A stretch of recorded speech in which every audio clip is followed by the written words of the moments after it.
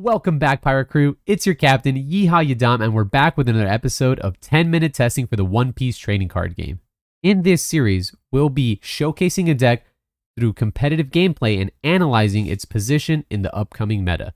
So get yourselves a drink, and we'll get straight into the card by card. So for this video, we're going to try out Pops, Whitebeard, the man, just the man, the strongest man alive.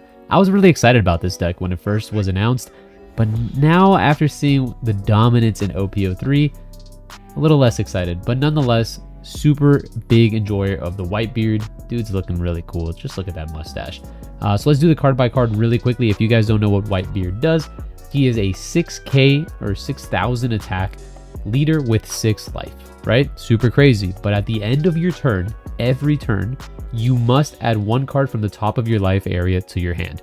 At first, when I read that, I was like, man, how thematic. In the, in the show, he's older, he's dying, so he's really strong, but it's also showing that negative attribute that he had.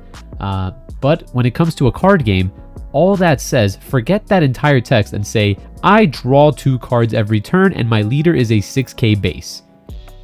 Kind of a perfect tornado for a really strong aggro deck. And that's what we got here. Currently in OPO2, there are 2 builds of Whitebeard. We have the Straw Hat version, which gets fallen out of favor in OPO3, and we have the Moby Dick version. Now, if you guys don't know what Moby Dick does, I think this card is close to being banned, in my opinion. This card is just one of the craziest stages I have ever seen. Moby Dick says, if you have 1 or less life cards in your hand and you are Edward Newgate, all of your characters with Whitebeard pirates in its type gain 2k power. This is during your turn, this is every turn, and it also triggers to play off of life if you need that to happen. So Whitebeard's game plan is, I go to 0 anyways. I don't care. You can hit me as much as you want. I'm 6k, so you're investing 1 Dawn to hit me. I don't care. Go down all the way to 1 or to 0, and now my big boys, or my Whitebeard characters and my leader, they're all starting to hit you for 7s and 8s and 9s with little to no Dawn investment. And that starts becoming a problem. So why did I choose not to play the Moby Dick version and go for the Straw Hats? Well, if I don't see the Moby Dick, then I'm just playing Vanilla Rush, and it doesn't really feel too good. And in a best of 1 format, I'm not necessarily sure that that's the way that I would like to play this deck. So I tried to go with the Straw Hat version that has a Searcher and a plethora of very good cards in terms of Radical Beam, Guard Point that can be searched off the Nami, as well as Tony Chopper. Using a bunch of Vanilla Rushes, they're just still good. These 6Ks, these 7Ks just get in. We also get access to this very unbelievably powerful Monkey D. Luffy from the structure deck, and Ace is a formidable card in this deck. The fact that you're a Whitebeard pirate gives this card Rush, and on play give 2 of your opponent's characters minus 3,000 power. Absolute powerhouse. So, without further ado, let's get to the card by card. We got 4 Otamas. She's just good, man. 2k counter, minus 2k attack power. It does it all.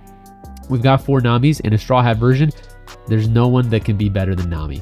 We got 4 Nico Robins, really good for contesting all these chump blockers. The way this deck really struggles with is a bunch of weenie blockers. If they start, spamming Veggies and Killer, and obviously I'm very leaning towards green because that's the deck that has the most blockers, we're going to have a bad time. And Nico Robin allows us to get through that. Now we're going to play 2 King Do, just a big 5 mana, 7k vanilla.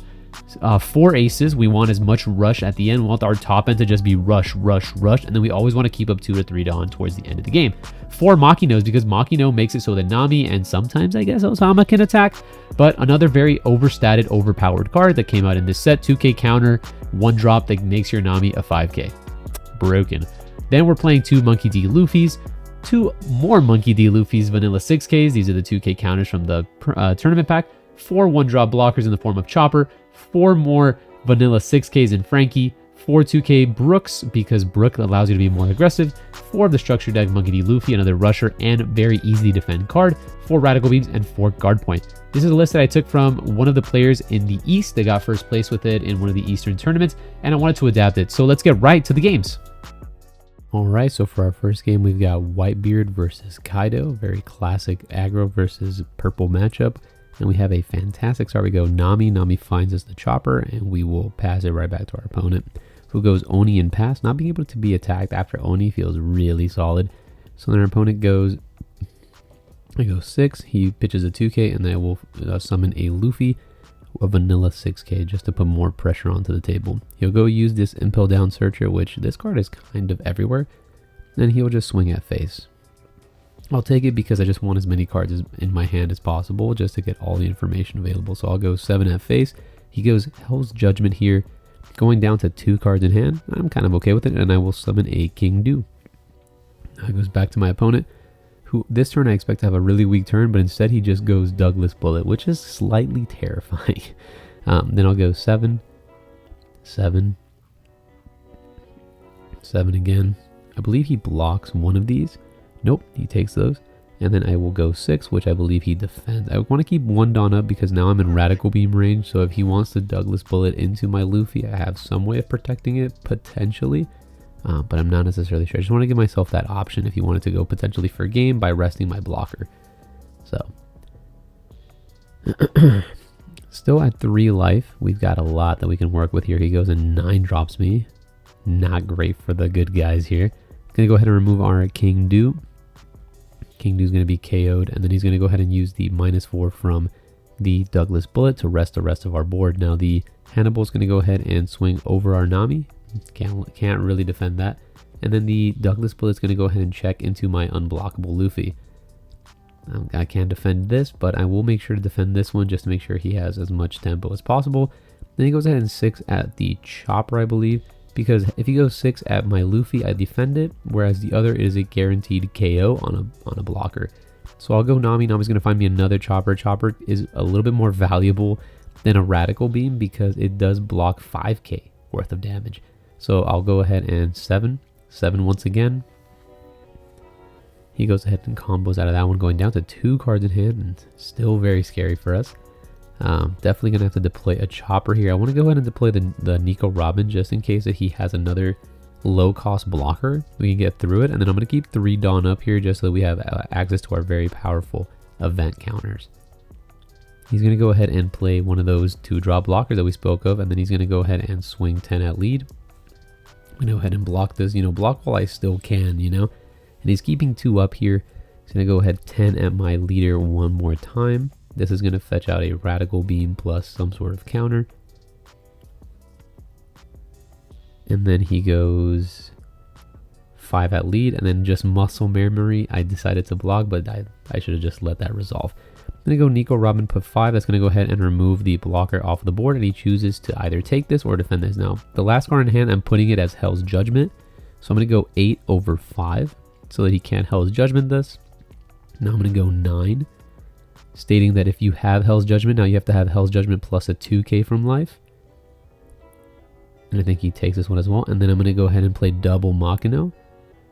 And then put Nami all the way up to 10, which is, I am playing around Hell's Judgment, but I'm not playing around maybe like a Thunder Bagua or Blast Breath or anything like that. But it definitely works out. I did put him on the Hell's Judgment, and it certainly worked out for us on that one. For our next game, we've got Ivankov versus Edward Newgate. Now, Ivankov, we do expect it to be one of the more popular blue variations in the next format, but it still suffers from the same issue that blue has always had, which is low attack power. Now, this time, we're not trying to swing over Eustace Captain Kidd. We're just trying to apply pressure to Edward Newgate, which being a 6-drop or a 6k is very difficult for blue. So we have a pretty solid start in Nami. And we pass. He had double buggy start, so he can't really complain. I'll go 6 at lead. He goes ahead and defends it. Ivankov wants to defend as much as possible early, trying to get the 0 cards in hand so he can start activating his leader's ability and start double drawing. I take this time to play a Frankie. Feels Frankie, man. He's going to go ahead and swing at my leader. I take it, same concept that I've been dealing with this whole time. I allow myself to take damage as much as possible and use my hand advantage to protect my characters. And then he's going to go ahead and play the 3-drop Doflamingo blocker from set 1. A really strong card. All these top stackers like Perona and Flamingo are still really strong in this deck because it lets you consistently get the Ivankov Luffy combo, and I just trip into an event. And that puts a lot of tempo away from me by bouncing my Frankie now. I'm deciding what I want to do with the rest of my Dawn, and I'm not even sure. So I decide to replay the Frankie, and then in life I hit another Frankie, which isn't great for us. Alright, so we pass it right back to our opponent, who is going to have the strongest turn the deck can muster, which is the Ivankov Luffy pitch 2. And then if he wants to pitch the rest of his hand, he can do it with his stage, but I guess he chooses not to. So it goes back to me, and now I have to deal with a very formidable board, but fortunately I did draw a Chopper, and Chopper is going to alleviate a lot of the pressure that's coming my way. So I'm going to go ahead and 6 at lead. He takes it because the last card in hand wasn't a 2K. I'm going to go 6 at lead one more time. He blocks. I'm going to play a Chopper. So I do need to somehow close out this game because it's not going to be an easy closeout with the board that he has. Yeah, the last card in hand, I believe, was just a non-counter powered card. So he's deciding what he really wants to do here. He goes ahead and plays the Mihawk, which must have been the last card that was in his hand. The Mihawk's going to come down and shuffle my Luffy. And here's what I was talking about. 7 at 6 is not a real number. But if this was a regular leader, a regular 5K, these 7K attacks would be super threatening. But I just have to go ahead and pitch a 2K, and then I'll just pitch another 2K. This time he does use the effect of Luffy to remove all cards from hand. He could have just used the stage, but I guess he opted not to. So I'm going to go ahead and use Ace. Ace is really good here. He's going to minus 3K the Luffy, minus 3K the Ivankov, and I full clear the board with just one card. Now I have a lot of threat in the Ace onto the board. I'm going to go ahead and play the Nami because the 1K counter now become a 2K counter. Feel really solid about that, while also adding a card of pressure onto the board. It's only real pressure if I draw Machinas though.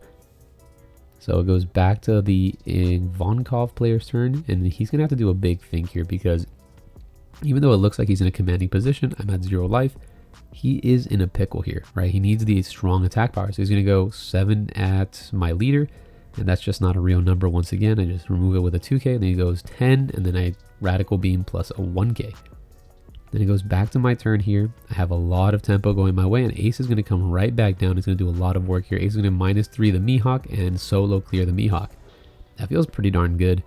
I'll swing 7 at lead, 7 at lead, and then I'll go ahead and replay this Chopper. I don't need to keep holding up events because I only have one event left in my hand. My hand's starting to get very heavy with non-counter powered cards, so it's getting a little dicey. He's going to go ahead and use the stage to draw and pitch a card. He's going to go play the Doflamingo blocker, which seems very threatening for us because if he has a couple more blockers, we're going to be in a tough pickle. And then with all that Dawn available, let's see what he wants to go ahead and do. He's going to go 6 at my leader. And that's going to fetch a 1K from me. Yep, there goes my Frankie. And then let's see what he wants to do from here.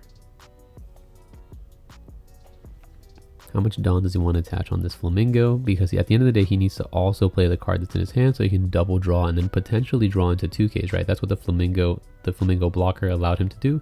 Stack a bunch of 2Ks. So he goes 9, and that's just, I mean, yeah, I think he went 8, which is just right into guard points range. So I go 7, he takes, which is weird. I go 7 again, 2K plus a 1K. I go 7 one more time. He blocks. I'll go ahead and put 3 at Nami. I'm putting him at not having any sort of combo power in this last card. And then I go ahead and play Luffy plus 1. Probably better to have just shoved all the Dawn on Nami. Would have been 1K stronger. And for our last game, we've got Z or Zephyr against Whitebeard. One of the strong purple-black variations. Purple and black color combo works really, really well. The cost reduction plus destruction effects from purple, really, really solid. Really, really solid, especially with the character ability that Z has into the late game as it mixes with the Kuzan 10 drop really, really well. So he's going to go ahead and attach all his Dawn. Classically baited by red with swing first and then play a Nico Robin. Then Nico Robin's going to go ahead and deal with the blocker. And then I'm going to go ahead 6 at face. He took one of my 6s. He defended the 5, defended the 6, and now I'm going to go ahead and use my Nami to see what I find. Go ahead and find a Radical Beam, play a Chopper. My other option that turn was just to run out a 6-drop Luffy, which probably wasn't terrible, but I was afraid of him going to 6 Dawn and then just immediately kicking the Luffy and then swinging over my Robin. I think that would be a good turn for myself, so I wanted to put myself in the best position possible. So he goes 5 at 6. I go ahead and defend it. And then Sakazuki, which is exactly what I was afraid of him doing. So I'm glad I at least played around it, sort of. So I'll go ahead and attach a Dawn here, 5. Just proc interaction from him, rip a card from hand or draw a card. However he wants to go about it. And so I rip a card from hand. I'll go ahead and Makino, swing for 5 again. He takes, swing for 7. I think this is, if he took a 5, he's going to take the 7. Then I'll play a blocker and I will pass. So it's looking pretty solid. Can't complain, but now my opponent's trying to amass a couple cards in his hand. So 7F4, and that's a more reasonable number. I'm going to have to let this one go. And then let's see where he goes from here. He does a big thing. Chooses to play the Kobe. Kobe's going to go ahead and remove my blocker, which puts me in quite a difficult position. And if he goes ahead and sets up a couple blockers, we're going to be a tough spot because he's going to go ahead and remove this Makino. Good choice. And play a blocker of his own. So it's going to be a 6k blocker, 5 cost 6k blocker from the new set. I go ahead and make my Nami a 6, and if he chooses to block with it, that's absolutely fine. But instead he removes a counter from his hand, and I'll go 6F face once again. If he chooses to block, he has to defend it. He goes all the way down to 0. I'm going to go ahead and decide what I want to deploy here, and I pass. There's something to be said about summoning the Monkey D. Luffy. I didn't really want to go for game that turn because I want to hold as many event cards as possible. But the Luffy could have procced interaction from the blocker as well, which could have been scary for him. So he goes ahead and plays the 10-drop Kuzan and then swings over my Makino. Sakazuki at my face. That's going to just 2k. And then he's going to use the effect of Z, make himself go to 6, and then that's going to proc another 2k. And then it goes back to my turn. Solid play from my opponent. And then I'm going to go 6 at the face, which is going to remove a card from hand, and then 11 with the Luffy. And that should wrap things up. No combination of 2 cards should be able to defend this. And the good games were said. So we're back with the deck, and yeah, Whitebeard's a strong dude. Strongest man alive, if you will. Very strong deck. Every game felt very, I wouldn't say similar, but the end of the game feels very much the same. I am this formidable giant, and my opponent is trying to climb the mountain of defeating me. And that's because my character in general just goes down to 0 life. And every game, I'm basically finishing the game at 0 life. So I'm playing the wire every single time. That's kind of a con, but it's kind of cool. Every game is, you could lose. Like everyone, you can, if you don't see the blocker and you don't have enough counter power, you put 10 Dawn on your leader, 15. If you can't combo out of 15, you've lost the game. And your leader really took you there. It was more a detriment than something that was proactive for you. Zoro, on the other hand, can provide aggression while also dealing with, not having to lose a life every turn. But at the end of the day, you do get to play Newgate, which is a super cool new leader from the OPO2 set, and I guess that adds a lot of variety. The fact that he's a 6k, insane. Every single turn, I'm just swinging at people for 6 for free, proccing a lot of interaction on my opponent. Yeah, there's a lot of 2ks running around, but there's only so many that you can have. And after a while, he does start to tax you very, very heavily. The fact that you have to place 1 Dawn if you even want to start swinging at me is almost a detriment, because you don't want, your opponent doesn't even want to attach that Dawn. They want to continue to keep up tempo with you. Since you're such an aggressive deck, if they can't keep up tempo with you, you're just going to overwhelm them with big bodies in terms of King Do, Frankie, and Monkey D. Luffy. If I can just freely play these cards, you're going to have a bad time. So they're going to try to tempo me, deal damage to me, and in doing so, I just gain more cards. I'm not defending my life early, I'm defending my characters and allowing my hand to become this massive monstrosity. It seems like it's in a very good position to be another secondary aggro deck in the meta, but we already have a couple of those. We have Law that can be very aggressive. We have Zoro. We have Luffy. We have a couple aggro decks in the meta, but what makes Whitebeard stand out is the fact that you get to play Whitebeard. You're a 6k, you get a little bit of a different set of opinion, and the fact that Radical Beam and Guard Point are so good in your deck is kind of favorable. The fact that you can most often end games very, very quickly off the back of this Luffy, bait your opponent, and then you can also use the Makino Nami in this deck feels very, very good. The fact that you can also play these just well-statted vanillas and Ace in your deck is also something that I like. The biggest con is the fact that, yeah, we don't have enough consistency. I'm pretty sure the Moby Dick version is unbelievably broken when it sees the Moby Dick and the right amount of cards. The fact that you can't consistently see these cards can prove to be a problem. The only difference I would make with this list, even though it did well in the East, what I noticed is that sometimes I just didn't have enough blockers, funnily enough. All I have in this deck is Chopper. And you know who Whitebeard has that is a super reliable and very, very good blocker? We have access to Marco. But by the fact that we don't play many Whitebeard cards, we're kind of stuck unable to use him to his full potential, which is kind of not great. And that's what makes Whitebeard really go over the edge in set 3. We get a Searcher, we get to become a full Whitebeard deck, and Marcos become too strong. The fact that I don't have a Vista in this deck as opposed to Nico Robin also feels a little weird. And like I said, Whitebeard is a strong deck. There's two main forms to play it. I think the Straw Hat version might be a little bit more consistent, but you lose a lot of ceiling. The pure Whitebeard deck, if you see the Moby Dick, you have the access to Whitebeard Pirates, and you have access to very strong cards in terms of Vista, and I'm forgetting his name right now, but he looks really cool. This guy, Squard. So you get access to cards like this that let you consistently push for game. The fact that you can't play Edward Newgate is a little bit weird, right? You would think that he would fit really well in his own deck, but sometimes you just don't have time to play him as your top end, and you often want to leave more than 3 Dawn available just to play these very, very powerful events. The fact that he doesn't let you add a life at the end of your turn is whatever, because most of the time you really want that double draw. Although sometimes it can feel a little bit, you can feel safer playing the Edward Newgate, making your leader an AK, and then playing off the back of that. So it's definitely up to personal preference. The only difference I would make in this deck is probably swap out a couple aces for a couple Edwards, just so I can feel like I'm really playing a Newgate deck. But other than that, the deck felt fantastic, super strong deck, and very, very cool. I'm excited to test them out and play them whenever the prices go down and I can get my hands on one of the Edward Newgate alt-arts. So if you guys like this video, don't forget to leave a comment, a like down below. And if you have any comments, questions, concerns, any way that we can make this deck better, leave a comment down below. I go ahead and I am pretty active in the comment section. So if you guys say anything, I'll make sure to comment towards it. And as always, guys, if you haven't joined the Pirate Crew and you're liking the content, consider subscribing. It'd be freaking cool, man. I don't know why I said it like that. But I'll see you guys on the next one. Peace.